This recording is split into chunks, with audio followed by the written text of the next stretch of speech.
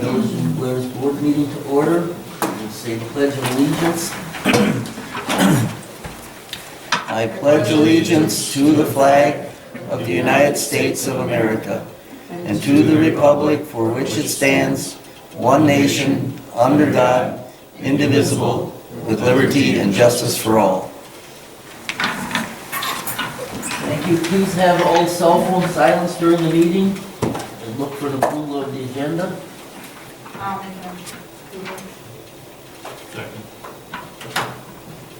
Any further discussion? Hearing none, all in favor say aye. Aye. Item 5, public appearances and citizens' comments. No debate will occur with the board on items introduced by citizens. Items will not be acted upon at this meeting, but will be referred to the proper staff or committee if action is required. And please keep your comments to 3 minutes. No one wants to speak? Okay. Item 6, approval of the consent agenda. I'll move approval. Second. Discussion? Hearing none, all in favor say aye. Aye. Item 7, consideration discussion, award of 2020 tree removal and pruning contract, which is on page 35. The tree board met on January 10th to discuss the bids received for 2020 tree removal and pruning contract. Connors Logging and Tree Service submitted the low bid. The total amount's $23,200. This is within the village's budget. So we did get a good number of bids for this project this go around, so we're happy to see that. One thing that's changed that may have helped that is, since we're doing, this contractor includes removals and stump grinding, and so the forester, Mr. Jenrick, removed the requirement for a certified arborist. He does require it when there is pruning in the contract, but there is not pruning required in this contract, and so he removed that requirement for 2020. And the no need for pruning is just because. There's a lot of trees to remove, so his priorities lie in the removal, and then also Joe has been able to do some of the lower end of pruning, and also some of the other removal of smaller trees. So Joe, Yep, he does. Joe can do some. Yep, they take it up to the, Okay. is it 14 feet, the 14-foot requirement, so for the trucks passing, and then also the sidewalk side to keep it clear for pedestrians. And they got through all of First Street, I think, this past year. Oliver Road, Olive First, Elmer, 10th, Durst. Yeah, we're going along pretty good. Good. Sounds good. Downtown, First Street, we did all those tree removals. We'll do all of Fifth Street, or, I'm sorry, Fifth Avenue. We'll do all of Fifth Avenue, downtown, That's scheduled for this year. yes. 4th Avenue. 4th Avenue, Fourth in front of Avenue. somebody's house. Yeah, besides the huge trees, Joe's crew's been able to do quite a bit of it. Yeah. So we've been able to catch up a lot faster than we would have been otherwise. So we can catch up on the They can't handle those large silver maple and trees you see throughout the village, so I'm still used the contractor to take down the real big ones. Thank you, Joe. Very well. I'll move approval of the tree removal contract for 2020. I'll second recommended. Any further discussion? Hearing none, all in favor say aye. Aye. Opposed, motion carries. Item 8, discussion consideration 2020 storm sewer rates, which is on page 36. So on page 36, you'll see a memo kind of going more in detail. The rate was developed by Strand, our stormwater engineer. It is a significant increase compared to years past. $8.27 it would go up to, about a $2.05 increase per ERU. One of the questions that came up is a typical single-family home is 1 ERU, so you'd see that $2.05 increase would be on their bill. So each bill would be, a typical family would see $2.05. It would be larger for larger property owners in the village who have greater impervious surfaces. The reason for the increase is driven both by projects that have been going on and also the increases in the past have not been keeping up with the expenses and depreciation of the assets. So for about, I think it was 8 or 9 years, there was no increase from about 2010 to 2018. And then the village board at that time decided to tie it to CPI, and CPI hasn't been increasing high enough to both catch up to where we needed to be and also cover for the additional projects that have been going on. Stormwater can be a little confusing because if you look at the balance sheets, revenues and expenses, the revenues will still exceed expenses, but when you factor in depreciation of the existing assets that you're putting into in order to be able to continue to have funds on hand to reinvest and improve the infrastructure, that's when it starts showing that we are considerably behind with our current rate. So that's what the recommendation is for. So if it's approved tonight, it goes into effect immediately. So tomorrow we'd tell Beth to start including the increase on the bills. So what does this actually go towards specifically? Like storm sewers? Street sweeping, Yeah. brush removal. Street sweeping, leaf back, when you do projects like Third Avenue, where you increase its ability to handle rainfalls, that infrastructure is paid for out of the stormwater utility, at least in part. So street projects are the large drivers. When you upgrade the storm sewer infrastructure during a street project, that you take out debt against the utility, and then to pay back that debt, rates increase. So I sort of asked you this by email, but so how does this relate to the general obligation bonds that we sold for the Third Avenue project? We took out a borrowing in 14 and 15 and 19 for storm water. The 19 one was part of that general obligation debt, Okay. and then it gets split up, so we took out like 1.5 million, while 320, I think, or something like that, was for the storm water. So that portion of the debt service gets paid back from the storm. From this? Yeah. Okay. Yeah, and I know the auditor has told us that before. It shows up when you look at, actually, it's in here with that debt reserve thing where our debt capacity was on the backside. If you look at it, it's part of the GO debt because every time we Okay. borrowed recently for it, it's been general obligation debt. But it's paid back by the stormwater utility. It's not, okay. Right, so we want to make sure that the stormwater utility has enough. To continue, so the levy doesn't have. Right, to- that- well, that's Yes, what I because meant. otherwise the levy would have to pick it up. Make sure that it was part of Mhm. the payback. Yes. And I know the auditors have even said that to us, to make sure that each utility is paying their fair share of the street projects when you do a project. Make sure sanitary is paying the sanitary portion, and water's the water. Okay. Yeah. So can I just go back and summarize, because I just wanted to get this clear in my head so that I understand. So for 7 years, we kept it at $4.85, which was probably not a good idea because we weren't kind of keeping up with costs.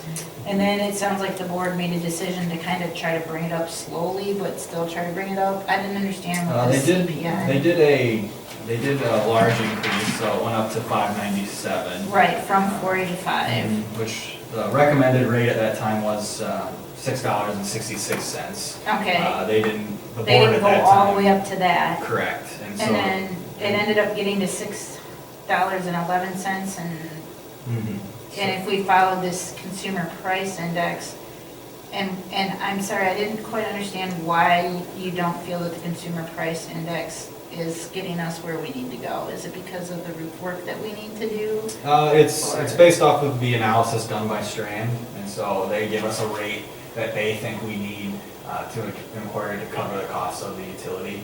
Okay. And then we compare that to what the rate would be if we kept with indexing it to the consumer price index. Okay. And then that's where the difference of, it would be $6.22 if we still went with the CPI increase Right. of 1.85%. Right. And Strand, after their analysis, is telling us it should be at that $8.27 per ERU.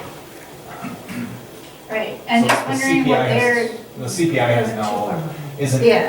related Isn't really really to how many related. projects we're doing or what we're Right. investing in. Okay. So it's a way to keep it increasing annually, but it's not related to the actual work. it's that the not stormwater necessarily, is okay, performing. so that's what I was trying to understand, is what information did Strand get that CPI doesn't get? And it's because we're relating it actually to what we need Right. done versus what the price in. If we weren't doing any projects, it may have proved adequate, Mhm. but as you do projects and add cost and debt that the utility is paying back, Right, then that requires. right, And and then we, it's also trying to account for, we know that there's existing infrastructure that is depreciated. Right. And so if you aren't accounting for that depreciation, then when you get to having to replace it, the utility won't be equipped. we'll be behind again. To pay for it. Right, and we would have to take out another general, which would put us into the, okay, so I want to understand, so that when I go out into, I can explain this as to why It's we've like made. delaying maintenance, you Right. end up paying more in the long Right, run. yeah, eventually it's gonna catch up to you, and basically what we're doing is we're saying, look, we just need to get ahead of this and get a grip on this, and, I mean, is this getting us caught up, or is this getting us into good condition, or is We're this? trying to cover, so every year when we calculate the ERU, I mean, it's like, what have we budgeted? Revenues and expenses, we include all the expenses for the stormwater utility, like the lead pickup and all that kind of stuff. Right, And depreciation and Right. debt service. And then it's like, okay, what's that number and how are you gonna recoup it? How many ERUs do you have divided over it? Right. Figure out what's gonna make you come out at zero at the end of the year. Hopefully. for the average, Yeah, you your best know, guess. $1,800 or 800 square foot house, it's gonna be $2? All right, yeah, Okay. a typical family residence is 1 ERU. Okay. So, okay, I'm just curious. All right, that makes sense. I understand what you're saying.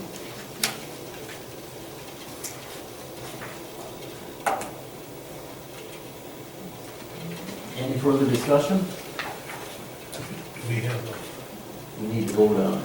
do we have something? Just a simple motion will suffice, as it was included in the budget documents that were approved. We just did not implement it until the final discussion had taken place on it. So a simple motion will suffice to approve it.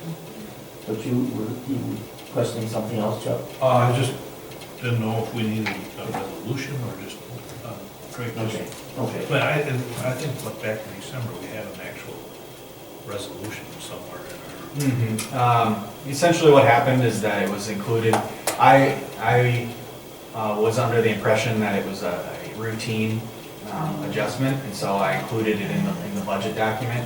And then after approval, it came to my attention that typically the board spends more time discussing the rates. And so we held off on implementing until the board had a full discussion of the actual rate. So it was approved at budget time, but since the last time it increased, there was a large discussion, I wanted the board to have the opportunity to discuss and ask questions. Okay. So you need a motion, we need a motion if we need a motion regardless, to increase the stormwater utility rate to $8.27 per ERU. Correct. I will so move. Second. Okay. Any further discussion? Hearing none, all in favor say aye. Aye. Opposed? Motion carried. Item 9, discussion consideration 2020 open book and board review dates. These new assessors are on top of it, and they have already asked when we want to do open book and board review. They've thrown out Thursday, May 7th, which open book, you don't need to be here. But Thursday, May 7th, from 4:30 to 6:30. And then the Board of Review, which you would need to be here for, would be Thursday, May 28th, from 5 until it adjourns, which would be at least 7 p.m.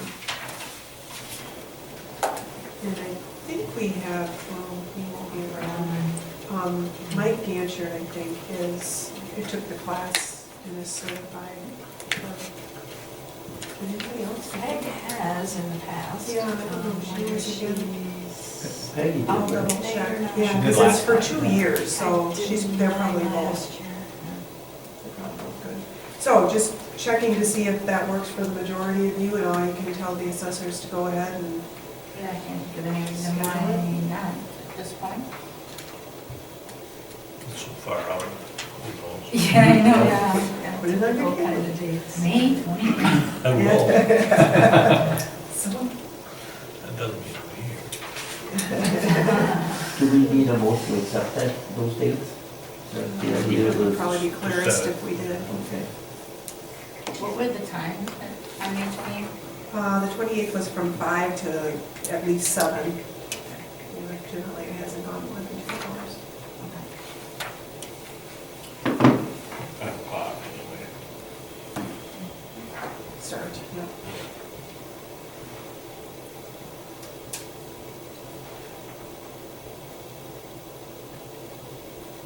So we're waiting a motion. I'll move to set those dates. Second. Thursday, May 7th, 2020, from 4:30 to 6:30 for open book. And Board of Review, Thursday, May 28th, 2020, to adjourn at least 2 hours. Right? Correct. Correct. Second. Any more discussion? Hearing none, all in favor say aye. Aye. Item 10, unfinished business. Nothing? There's no president's report. I did print out this link, that local government 101. I know you've done it in the past. If anybody's interested in that, let me know. It's a training seminar the league puts on for elected officials. Okay. We got her, just let me know, whatever. Wasn't there something with the fire? What did you need to happen at this time? I'm confused. It's in here, the Oh. LOSA, Oh, okay. yeah, and it was part of the That clearance, was so that. it's done. Okay, Yep, all we right, did it. thank you. Yeah. Now I know where it was, thank you. Okay, any further business? Hearing none, we are adjourned.